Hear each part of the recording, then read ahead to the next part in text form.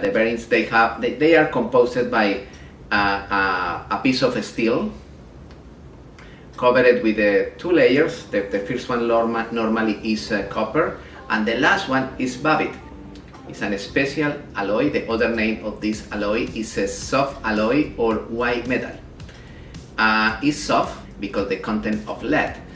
The advantage of this alloy is that with high temperatures, the metal tries to become liquid and work like a lubricant in between the bearings and the metal.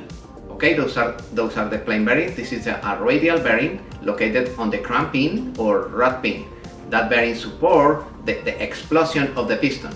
The other plain bearing is the bearing of the main journals, radial and axial. In this particular case, this is double function.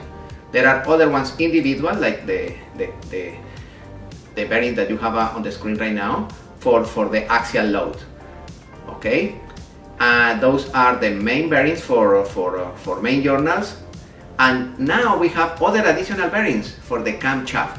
Those are the plain bearings located on the journals where the camshaft is located.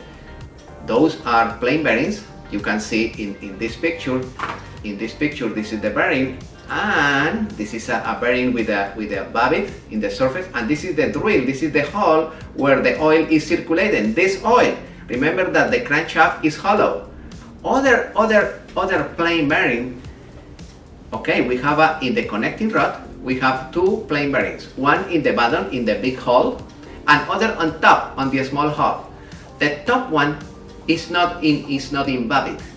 Is in bronze. It's a special bronze with high level of phosphorus. It's a special bronze with high level of phosphorus. Those bearings are exactly the same bearings that the bearing that you have in the shaft of the turbocharger we are going to study later. And those bearings are similar to the bearing that you have in the shaft of the start motor. Bronze bearings with high content of phosphorus. For that reason, in the future, when we take the oil sample, we are going to analyze. If we found a high level of phosphorus, one possibility is the plain bearings on the pin of the pistons, or the plain bearings on the turbo, or the plain bearings on the start motor, but the start motor is not connected with the oil of the engine. For that reason, this is not part of the consideration. Okay, let me check the procedure to remove the pin. The procedure to remove the pin on the piston, we are going to study later in the next chapter, the pistons. That's the procedure. And in this part of the piston is in contact lock with this special plain bearing in bronze. It's a special bronze for high load, because this plain bearing support the maximum radial load. There are basically three types of what is the plastic gauge.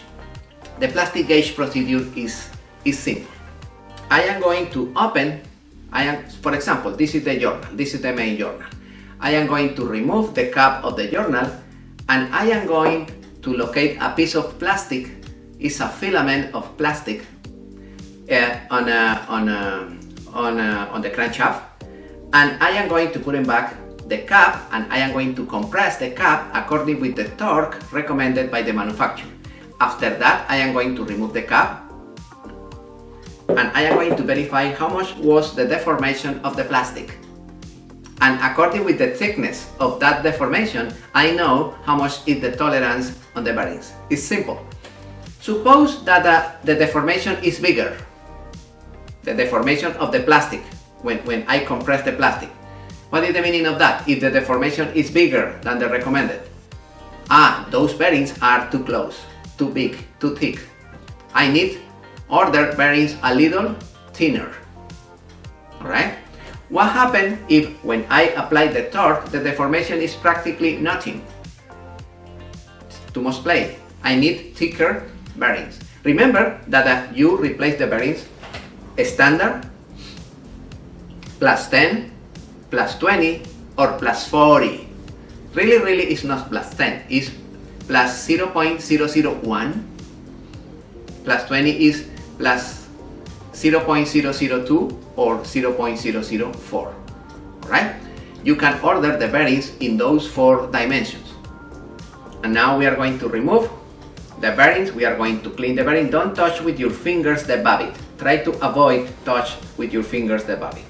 Okay, and right now we are going to cut it on a small filament of a plastic gauge. And a small filament, I have a small filament pre-cut it. And I am going to put that small piece of plastic on the journal, on the main journal. Alright, this is the procedure. I put the plastic on the journal, and right now I am going to put back the cap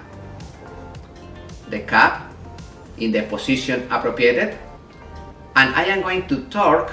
Never try to rotate the crankshaft. Don't move the crankshaft. And I am going to apply the torque recommended by the manufacturer. Okay, with the wrench, with the socket, I approximate the nuts, and now with the torque wrench, I apply the torque recommended. Normally, I apply the torque in 2 steps. If like in this case is 60 psi, I go with the 40, and after that with 60. This is 40 and 40 in both nuts, and after that I adjust to 60 and I apply the force, the torque appropriated 60 and 60, and now I am ready to remove the cap again and verify how much was the deformation of the plastic gauge in that particular journal. We are going to verify. We have a piece of paper with the color of the deformations, and we are going to verify if we are in the range of deformation. This is the deformation of, okay, and we are going to cut the piece of paper. If you see on the piece of paper, there are different bands with colors according with the deformation. Okay, our deformation match with this one, and this one in particular is 0.002. This is perfect because it's according with the recommendation of the manufacturer.